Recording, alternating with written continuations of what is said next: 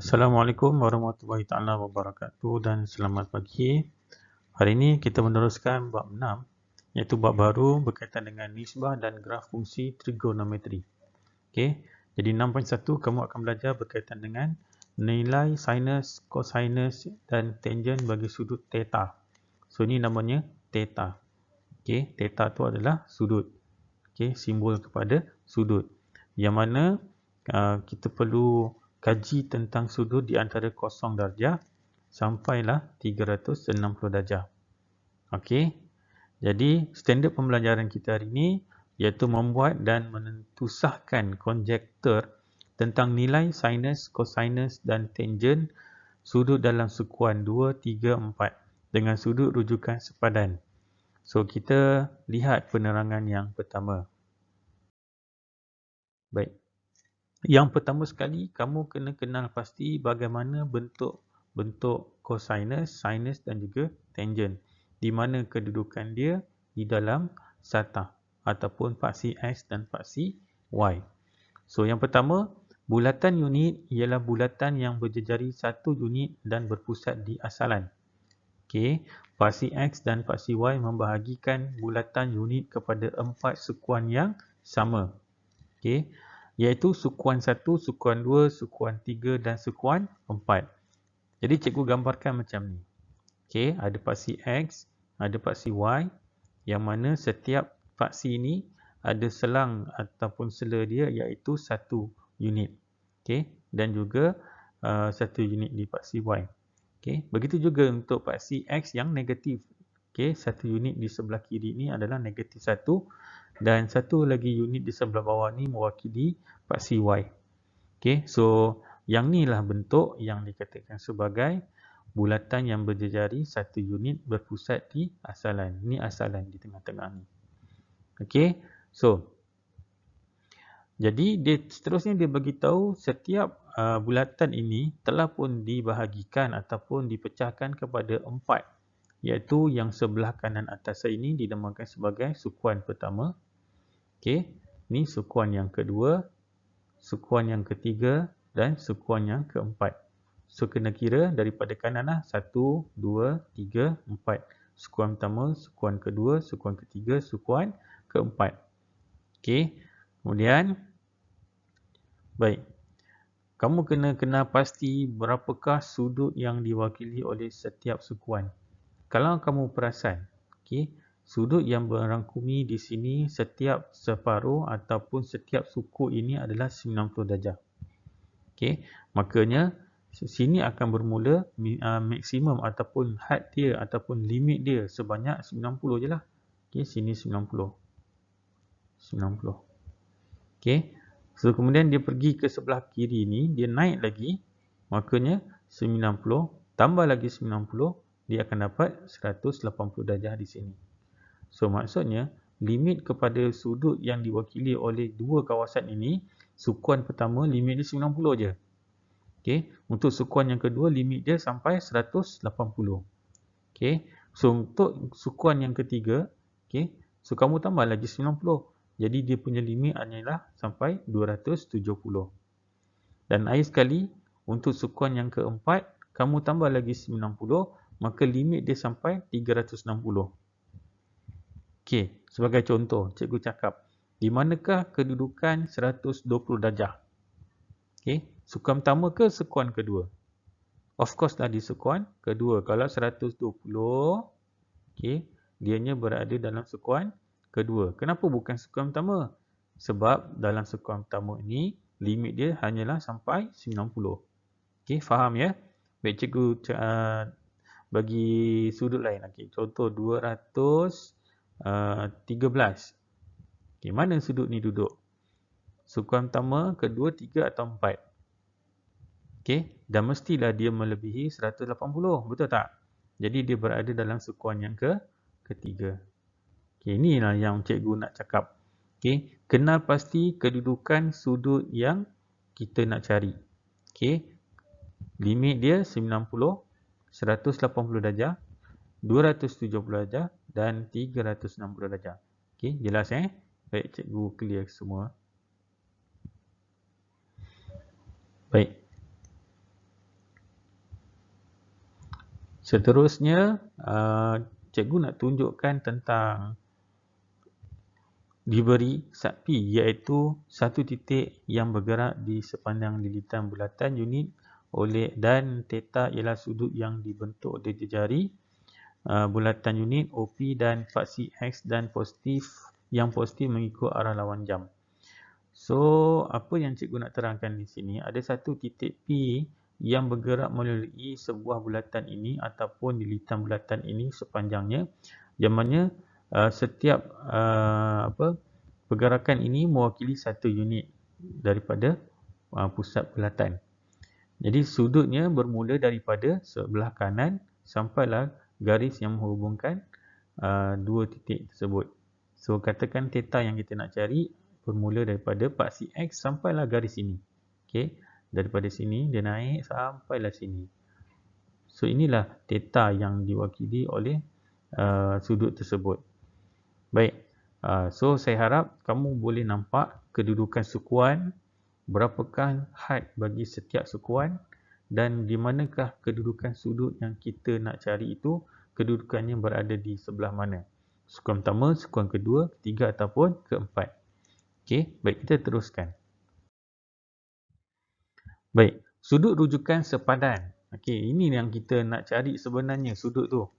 Okey, dalam sukuan yang pertama, kalau diberi bahawa sudut theta itu adalah dalam lingkungan sukuan pertama. Okey, so nilai theta yang kita cari itu adalah sudut yang kita cari itu jugalah. Contoh kalau kata sudut theta ni 45. Okey, maka nilai alfa ni, ini kita panggil alfa ya, sudut yang kita cari itu juga nilainya 45.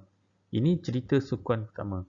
Berilah apa jua sudut yang berada dalam sukuan pertama, nilainya tetap sama. Okey, kes pertama ya. Baik, untuk kes sukuan kedua. Okey, kita tahu limit dia sampai di sini adalah 180 darjah. Okey, 180 darjah. Nilai theta ataupun nilai alfa yang kita nak cari itu adalah sudut yang berhampiran dengan paksi X ini. So dia mesti rapat dengan sini. Okey, inilah sudut yang kita nak cari itu yang dinamakan sebagai alfa. Okey, bagaimana nak cari sudut ni? Okey, awak kena apply formula ni, iaitu 180 tolak dengan theta. Okey, ni yang kedua. Okey, kes yang ketiga, untuk sukuan yang ketiga, okey, kita nak cari sudut alfa ini, langkahnya theta tolak dengan 180. So ni kamu kena hafal lah. Okey, kena hafal. Untuk sukuan pertama, terus jamik nilai theta. Okay, untuk sukuan yang kedua, 180 tolak dengan theta. Untuk sukuan yang ketiga, theta tolak dengan 180. Dan sukuan yang keempat, 360 tolak dengan theta. Okay. Jadi sudut alfa ini yang kita nak cari dengan kaedah 360 darjah ini tolak dengan theta. Okay, so kamu kena hafal ya. Okey, saya ulang balik, kamu kena hafal setiap sukuan ni diwakili oleh beberapa formula lah. Okey, sukuan pertama ambil terus sahaja nilai theta tersebut. Okey, sukuan kedua 180 tolak theta. Sukuan ketiga theta tolak 180 dan sukuan keempat 360 tolak dengan theta. Okey, next. Hubungan antara fungsi sinus, cosinus dan tangent bagi sudut dalam sukuan 2, 3 dan 4 dengan sudut rujukan sepadan boleh dirumuskan seperti berikut. Okey, baik. Ini kena alert lah, ya. Baik. Yang pertama, sukuan pertama. Okey, sukuan pertama ni semua nilai sin, cos dan tangent adalah positif. Sebab tu dia tak tulis sin, cos, tangent. Okey, dia maklum bahawa semua nilai sin, cos dan tan yang berada dalam sukuan pertama ini adalah positif. Okey. Manakala sukuan kedua hanya sin sahaja yang positif. Cos dan tan adalah negatif. Okey, sukuan ketiga hanya tan sahaja yang positif, manakala sin dengan cos adalah negatif. Manakala sukuan yang keempat cos sahaja positif, sin dan tan adalah negatif. Baik, macam mana nak ingat, macam mana nak hafal? Okey, mudah sahaja. Okey, sekarang ni fokuskan yang positif. Okey, sukuan pertama semua, sukuan kedua sin, sukuan ketiga tan, dan sukuan keempat adalah cos. Okey, saya senaraikan. Okey, sukuan pertama semua, sukuan kedua sin, sukuan ketiga tangent, sukuan keempat adalah cos. So saya nampak ada SSTK. So mudah saja kamu senaraikan sukuan 1 2 3 4 dan kamu sebut begini.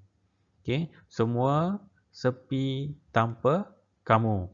Okey, semua untuk semualah. Sepi untuk sin, tanpa untuk tangent, kamu ni untuk cos. Okey, so kamu boleh hafal yang ni, lagi mudah. Okey, semua sepi tanpa kamu. Okey, baik, kita tengok contoh yang pertama. Okey, tentukan sukuan dan sudut rujukan sepadan bagi setiap sudut berikut. Okey, pertama sekali cikgu ajar kamu kenal pasti di mana 138 darjah ni duduk. Okey, sukuan pertama ke, sukuan kedua ke, sukuan ketiga ke atau sukuan keempat. Jadi cikgu akan lukis dulu paksi X, paksi Y. Dan cikgu akan tentukan kedudukan dia mesti lebih 90 dan kedudukan dia juga tak lebih 180. Of course dia akan jatuh kat sini cikgu. Okey, ni garis lurus sorry.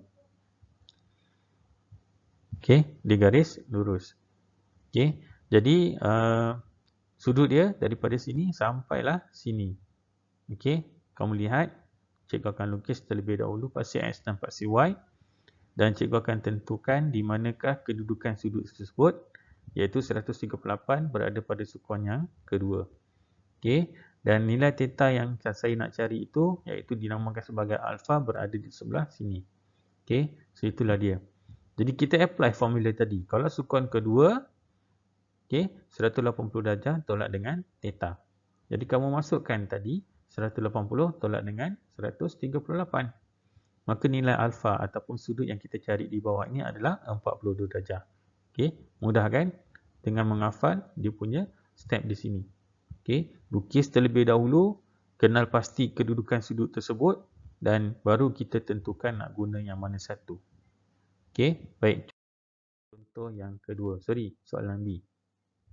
Okey, 239. Okey, cikgu nak mudah, cikgu akan lukis dulu dan of course 239 ini lebih daripada 180. Okey, dan dia tak masuk dalam 360. Dia mesti duduk di bawah ni. Okey, so cikgu lukis.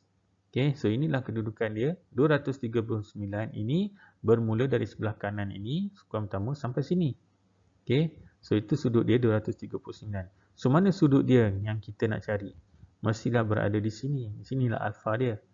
Okey, so itu alfa saya. Okey, baik, untuk sukuan yang ketiga ini, apa formula kita nak pakai? Yang berada dalam sukuan ketiga iaitu theta tolak dengan 180 darjah. Okey, so kamu masukkan substitute semua nilai tersebut, 239 darjah tolak 180 dan kamu dapat sudut yang terangkum di sini adalah 59 darjah. Okey, ini contoh yang kedua lah. Okey, contoh B. Okey, contoh C. Okey, tentukan sukuan dan sudut rujukan sepadan bagi setiap sudut berikut iaitu 312 darjah ini. So, cikgu akan lukis dulu. Okey, dan cikgu akan tentukan di mana kedudukan 312. Okey, sini 90, 180, sini 270. So, dia dah melepasi 270. Of course, dah dia berada dalam sukuan yang keempat. Okey, sudutnya daripada kanan ni sampailah garis sini. Okey, jadi cikgu lukis. Ini kedudukan dia. Ini 312 darjahnya dan sudut tetanya berada di sukuan keempat di sini. Okey, so apakah sukuan yang keempat? 360 darjah tolak dengan theta. Okey, so substitute nilai-nilai tersebut dan kamu akan dapat sudut yang terangkum di alfa ini iaitu 48 darjah. Okey, baik, kita teruskan contoh yang kedua. Baik, contoh kedua, nyatakan hubungan fungsi trigonometri yang berikut dengan sudut rujukan sepadan sin 167 darjah. So, sama je konsep dia. Kita tahu bahawa sin ini positif ke negatif? Okey, positif. So, kalau sin ini positif, okey, dalam cerita semua sepi tanpa kamu, sin yang positif berada dalam sukuan yang kedua. Okey, cikgu tunjuk kejap lagi. Okey, kita tahu terletak di dalam sukuan kedua iaitu sin 167 ni adalah 167 ni adalah berada dalam sukuan yang kedua dan ianya adalah positif. Okey, sebab sin itu dalam sukuan yang kedua. Baik, cikgu gambarkan di sini. Okey, so pertama sekali 167 itu berada dalam sukuan kedua, dia tak lebih 180. Kedua, okey, sin itu juga di dalam sukuan kedua ini adalah nilai yang positif. Okey, sebab tu nilai yang kita dapat nanti nilainya adalah positif. Okey, so ingat lagi semua sepi tanpa kamu, yang mana sepi ini mewakili sin yang positif dalam sukuan kedua. Baik, kita selesaikan. Okey, sin 167 dan kita apply formula tadi 180 tolak dengan theta, iaitu tolak dengan 167 lah. Okey, nilai di sini positif. Kenapa saya cakap positif? Sebab sin itu dalam sukuan kedua nilainya adalah positif. Okey, jadi kamu tolakkan. Okey, jawapan dia adalah sin 167 ini sama dengan sin 13 darjah. Okey, nilainya adalah positif. Okey. So ini dulu untuk permulaan. Okey, kita tak akan pergi laju sangatlah. Okey, saya nak kamu kenal pasti kedudukan dia dan juga tanda dia sama ada positif ke ataupun negatif. Okey, ini contoh yang kedua A. Baik, kita pergi contoh yang kedua untuk soalan B. Okey, cos 258 ini okey terletak dalam sukuan yang ketiga. Okey, dalam sukuan ketiga ni okey, siapa yang positif? Semua sepi tanpa kamu. So, tanpa tu adalah tangent dalam sukuan yang ketiga. Ianya adalah positif. Jadi kalau cos, dia akan jadi negatif. Okey, kamu tengok. Hanya tan sahaja positif di dalam sukuan ketiga, maka nilai cos akan menjadi negatif. Okey, sebab apa? Okey, sebab kita dah tentukan tadi dalam sukuan ketiga ni hanya tan saja yang positif. Jadi nilai yang kita dapat nanti adalah nilai positif. Tetapi dia tunjukkan dalam sukuan ketiga ini diberi soalan tu dalam keadaan cos. Maka nilai jawapan kita dapat nanti dalam negatif. Okey, tengok saya selesaikan. Okey. Cos 258 sama dengan negatif. Kenapa ada tanda negatif? Okey, kenapa ada tanda negatif? Sebab cos ini duduk dalam sukuan yang ketiga yang mana dia punya tanda itu adalah negatif. Okey, jadi kita apply dia punya formula ni, sukuan ketiga tadi, theta tolak 180 iaitu 258 tolak 180 darjah. Okey, so jawapan dia adalah negatif cos 78. Okey, saya ulang, kenapa tandanya negatif? Sebab cos berada dalam sukuan ketiga yang mana nilai sukuan ketiga cos itu adalah negatif. Okey, ini soalan B. Okey, saya ulang balik. Pertama sekali, tentukan 258 duduk dalam sukuan keberapa? Sukuan ketiga. So, ini formula yang kita nak guna. Dan kita tentukan cos dalam sukuan yang ketiga ni nilainya adalah negatif. Sebab tu cikgu dapat tanda negatif di sini. Okey, jelas? Baik, kita tengok contoh yang contoh ketiga iaitu soalan C. 349 ini tentukan dulu mana dia duduk. Okey, dia duduk dalam sukuan yang keempat. Okey, hanya cos sahaja positif di dalam sukuan keempat. Betul tak? Ingat tak tadi sukuan yang keempat ni hanya cos sahaja yang positif. Okey. Jadi tangent yang duduk dalam sukuan yang keempat ini adalah dengan nilai negatif. Jadi macam mana nak menjawab soalan ini? Kita apply balik soalan jawapan ni, dia punya formula tu. Okey. Tan 349 sama dengan negatif. Saya ulang, kenapa tanda negatif? Sebab tan duduk dalam sukuan yang keempat, nilainya adalah negatif. Okey, so yang ni just guna balik formula tadi 360 darjah tolak dengan 349. Maka jawapan kamu akan dapat negatif tan 11 darjah. Okey, so itu sahaja okey untuk soalan ni. Jadi kamu cikgu minta cuba jawab dulu soalan latihan kendiri 6.1a iaitu soalan 1 ada 4 soalan A, B, C, D dan soalan 2 juga ada 5 soalan A, B, C, D dan E. Cuba selesaikan dan jika kamu tak faham boleh tonton semula video saya ni untuk dapatkan penerangan yang lebih jelas lagi. Okey, itu sahaja. Sekian, terima kasih. Assalamualaikum warahmatullahi taala wabarakatuh.